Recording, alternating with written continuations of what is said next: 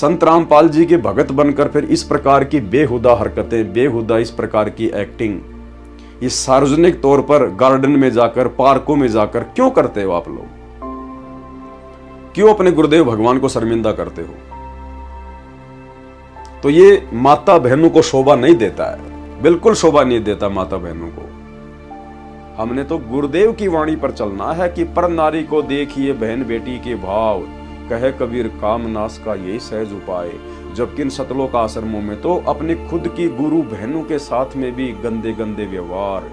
अब ऐसे तो वो गुरु बहनें और ऐसे ही वो कोऑर्डिनेटर और ऐसे ही वो गुरु भाई। तो भाई और बहनों, आप और हमने शिक्षा लेकर चलनी है। और ये कोऑर्डिनेटर और इन आश्रमों से जुड़े हुए भगत ये क्यों इस प्रकार की गंदी हरकतें अपने गुरु बहनों के साथ करते हैं, आगे आपको दिखाएंगे। साधक को चाहिए कि भक्ति सच्चे मन से करें, इसको भाव भक्ति कहा है। संत यानी अच्छी आत्माओं का सत्कार करें, भोजन पानी श्रद्धा से कराएं। जो योगी हैं यानी हठ योग करते हैं, योग आसन तक ही सीमित हैं, सार शब्द सतगुरु से मिला नहीं है, वे कभी भव से यानी संसार से पार नहीं हो सकते। और साथ में भाई और बहनों, पूर्ण तत्वदर्शी संत की शरण में आने के बाद भक्तों ने ये मेडिटेशन भी नहीं करना है, ये योग भी नहीं करना है। कौन सा योग? जैसे बाबा रामदेव करता है। बाबा रामदेव लोगों को करवाता है बीमारियां ठीक करवाने के लिए। आप और हम भगत भाई बहनों ने सतगुरु रामपाल जी परमेश्वर जी की शरण में आने के बाद हमने ये योग भी नहीं करना है, हमने ये मेडिटेशन भी नहीं करना है, अन्यथा अब ये मनमाने आचरण में आएगा। विचार करने की बात है, जब हमारे गुरुदेव भगवान ने हमारे को कोई भी गेम खेलने से मना कर दिया है, वॉलीबॉल, फुटबॉल, बास्केटबॉल, बैडमिंटन, दौड़ वगैरह करना, जिम वगैरह में जाना, जिम्नास्टिक करना, कबड्डी वगैरह खेलना, गुरुदेव ने हमें किसी भी गेम को खेलने से मना किया है, क्योंकि उसके खेलने से हमारी सांसें बर्बाद होती है, हमारा समय बर्बाद होता है। इसलिए हमने ना तो कोई गेम खेलना है और ना हम भगत भाई बहनों ने भूलकर भी कोई योगा करना है, ना कोई मेडिटेशन करना है, ना योगा की कोई क्लासेस वगैरह ज्वाइन करनी है। मैं सोशल मीडिया पर देख रहा था, इंस्टाग्राम पर, सतलोक आश्रम मैनेजमेंट हरियाणा से जुड़ी हुई एक बहन यानी सतगुरु रामपाल जी की शिष्या, उसकी आईडी है ई चौरसिया। तो मैंने देखा तो मुझे बड़ा झटका सा लगा। और सोशल मीडिया पर सतगुरु रामपाल जी की शिष्या कहलाने वाली उस लड़की की अभद्र फोटोएं देखकर जो योग करती है, लोगों को योग सिखाती है, मेरे को बिल्कुल भी अच्छा नहीं लगा। बड़ी शर्मिंदगी महसूस हुई। और दास ने विचार किया कि इस प्रकार की अभद्र फोटोएं तो जगत वाली बहन बेटियां भी सोशल मीडिया पर नहीं डालती हैं, जो अच्छे घर से ताल्लुक रखती हैं। और संत रामपाल जी की शिष्या होके एक लड़की योग कर रही है, खुले में कर रही है, पार्क में कर रही है, और अभद्र तरीके से वो फोटोएं फिर सोशल मीडिया पर वायरल कर रही है। हम समाज को क्या संदेशा दे रहे हैं? हम क्या संदेशा दे रहे हैं समाज को कि सतगुरु रामपाल जी से हमने क्या सीखा है? तो ये योग वगैरह भी सतगुरु रामपाल जी परमेश्वर जी की भक्ति प्राप्त होने के बाद में ये जो है बिल्कुल भी हमने त्यागना पड़ेगा। हमने एक नेक भगत बनकर भक्ति करनी पड़ेगी। हम किस लिए योग कर रहे हैं? क्या जरूरत है हमें योग करने की? अगर हम सतगुरु की भक्ति मर्यादा में रह के कर लेंगे तो क्या परमेश्वर हमारे शरीर में किसी प्रकार की कोई तकलीफ आने देंगे? और यदि तकलीफ आ भी गई तो तकलीफ को दूर कौन करेगा? वो योग दूर करेगा या फिर हॉस्पिटल दूर करेगा? और अगर ऐसी कोई तकलीफ आ भी गई तो आप सतलोक आश्रम वाले भाई बहनों को तो दुखी होने की जरूरत है ही नहीं, आप लोगों को तो योग करने की जरूरत है ही नहीं। अरे आपके तो आश्रमों में हॉस्पिटल खुल रहे हैं। धनाना आश्रम में 10 एकड़ जमीन में हॉस्पिटल खुल रहा है। अगर आप लोग बीमार हो भी जाओ, कोई समस्या आ भी जाए, तो आप लोगों के तो आश्रम में 10 एकड़ जमीन में बहुत बड़ा हॉस्पिटल खुलने जा रहा है। आप तो वहां जाके एडमिट हो जाओ, आपका तो फ्री में इलाज होगा, क्योंकि आपसे तो कोई पैसा लिया नहीं जाएगा। तो आप लोगों को भला योग करने की जरूरत क्या है? तो भाई और बहनों, हमने शिक्षा लेनी है। दास आपको ये फोटो दिखा रहा है, ये है वो बहन जिसकी फेसबुक आईडी है ई चौरसिया के नाम से इस बहन की फेसबुक आईडी है। और ये गरीबदास जी की फोटो है, पीछे सतगुरु रामपाल जी की फोटो है, ये स्वामी रामदेवानंद जी महाराज जी की फोटो है। और ये बहन सतलोक आश्रमों में जब समागम होते हैं, कबीर प्रकट दिवस, अवतरण दिवस, गरीबदास जी का बोध दिवस, दिव्य धर्म यज्ञ दिवस, उस समय ये बहन पाठ करती है। पाठ, ये पाठ पर बैठती है। ये बहन आपके सामने है, इसकी फोटो, ये पाठ कर रही है, इस पवित्र सदग्रंथ का पाठ कर रही है। और ऐसे पवित्र सदग्रंथ का पाठ करने वाला कितना पाक और पवित्र होना चाहिए। तो आप इस बहन को आश्रम में देखिए किस प्रकार से बैठी हुई है, बहुत ही सभ्य तरीके से। आश्रम में जाते हैं तो हम लोग भगत बन जाते हैं कि हमारे से बढ़कर कोई दास या दासी होगा ही नहीं, हमारे से बढ़कर सभ्य और शालीन कोई होगा ही नहीं।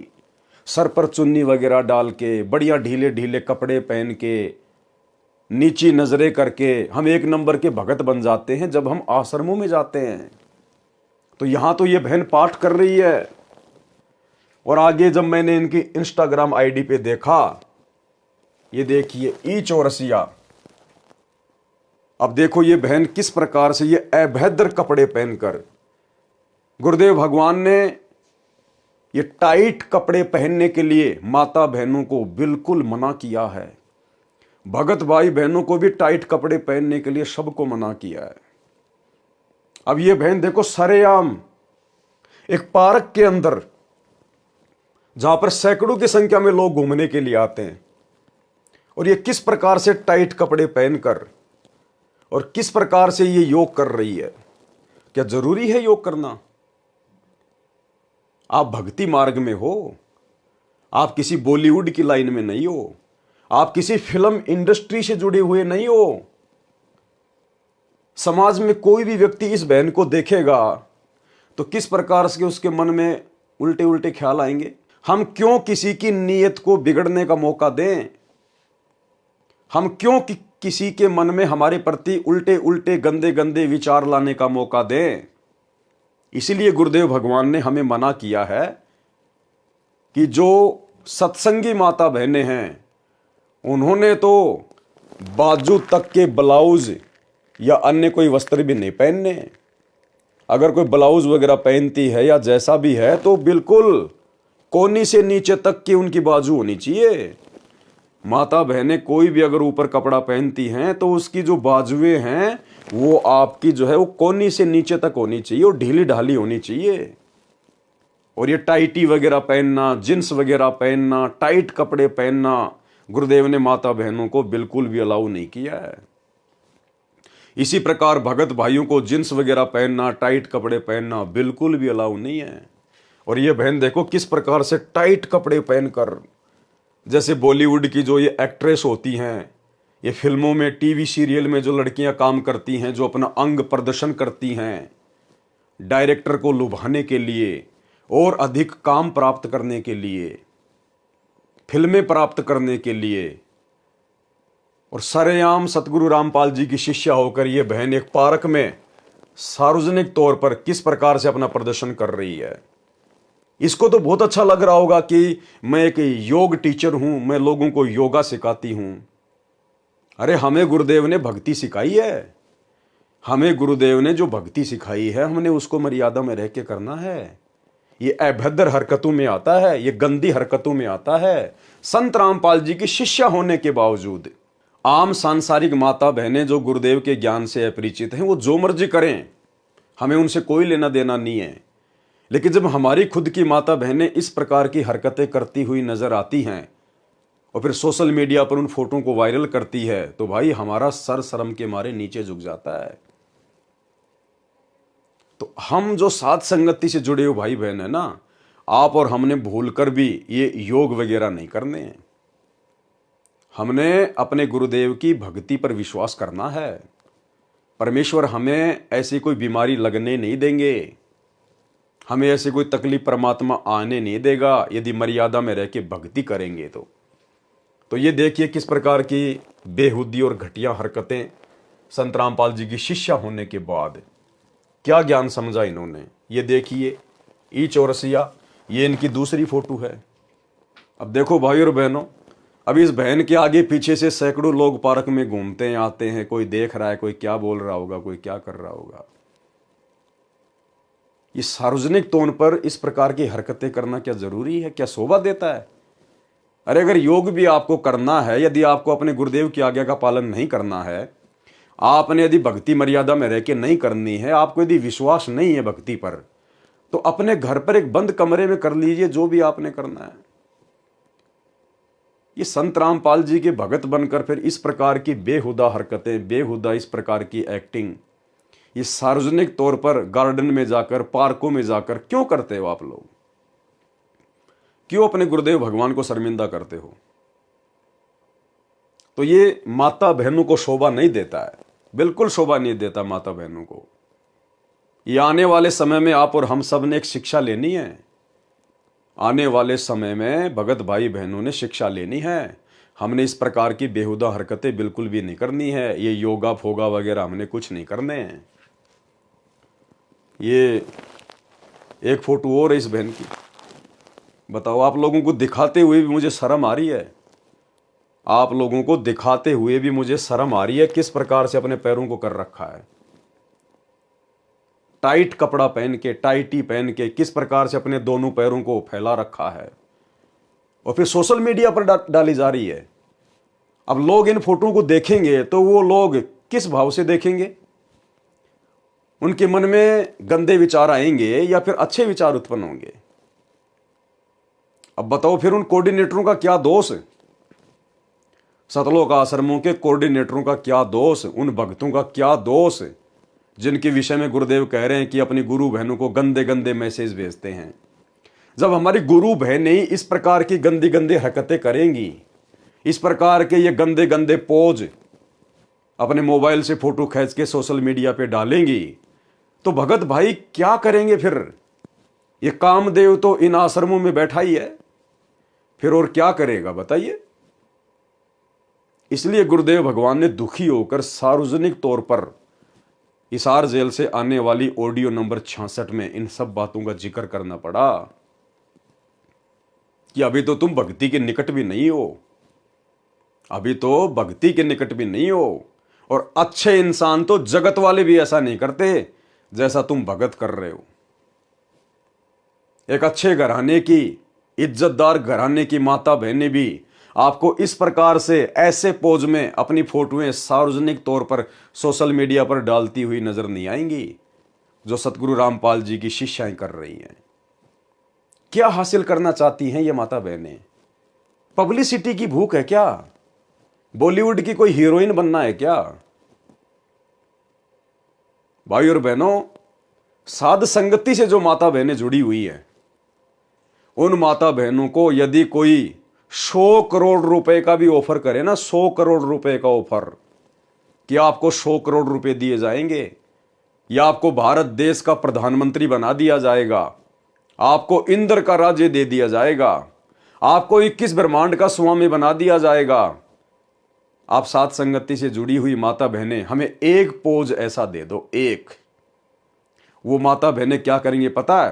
थू, उसी समय 5 बार थूकेंगी और बोलेंगे भैया पानी पीना तो पी लीजिए, भंडारा करना तो कर लीजिए, अन्यथा यहां से चलते बनिए।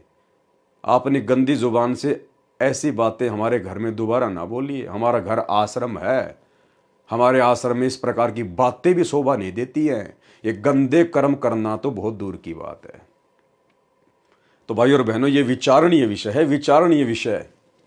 इसलिए सतगुरु रामपाल जी भगवान हिसार जेल से आने वाली ऑडियो में दुखी मन से, दुखी आवाज में रोते हुए सत्संग कर रहे हैं कि मैं रोवत हूं सृष्टि को, ये सृष्टि रोवे मोहे, और गरीब दास इस वियोग को समझ न सकता कोई कि सतगुरु हमें क्या बनाने आए हैं, हमें क्या अनमोल वस्तु प्राप्त हो गई है, सतगुरु ने हमें क्या कीमती वस्तु दे दी है, हमारा टारगेट क्या होना चाहिए, ये पब्लिसिटी प्राप्त करना या फिर योग टीचर बनकर दुनिया भर के अवार्ड जीतने हैं, या फिर ये फिगर वगैरह मेंटेन रखना है, अपने शरीर को मेंटेन रखना। कितने दिन मेंटेन रखोगे इस हार्ड मास के ढांचे को, कितने दिन मेंटेन रखोगे? वो बॉलीवुड की वो पुरानी पुरानी हीरोइन जो अपने जमाने में, अपने टाइम में अपने फिगर को मेंटेन रखा करती थी, आज उनके फिगर को देखते ही उल्टी आती है, उल्टी। तो भाई और बहनों, चाहे सतगुरु रामपाल जी की कोई शिष्या हो, चाहे कोई शिष्य हो, अगर हम लोग भगत बनने के लिए निकले हैं तो भाई भगत बन के दिखाओ अपने गुरुदेव को भगत। तो हम सत्सेवक भाई बहनों ने सतलोक आश्रमों से जुड़ी हुई हमारी गुरु बहनों से, हमारी माताओं से हमने शिक्षा लेनी है।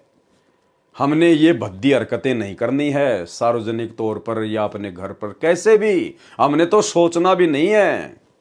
हमारे गुरुदेव भगवान अंतर्यामी है। बकवाद चाहे आप अपने घर में बैठ कर लो या चाहे किसी गार्डन में बैठ के कर लो, गुरुदेव भगवान अंतर्यामी है, उनसे कुछ भी नहीं छुपा हुआ है। तो हम भाई बहनों ने सावधान रहना है, ये गलती हमने बिल्कुल भी नहीं करनी है।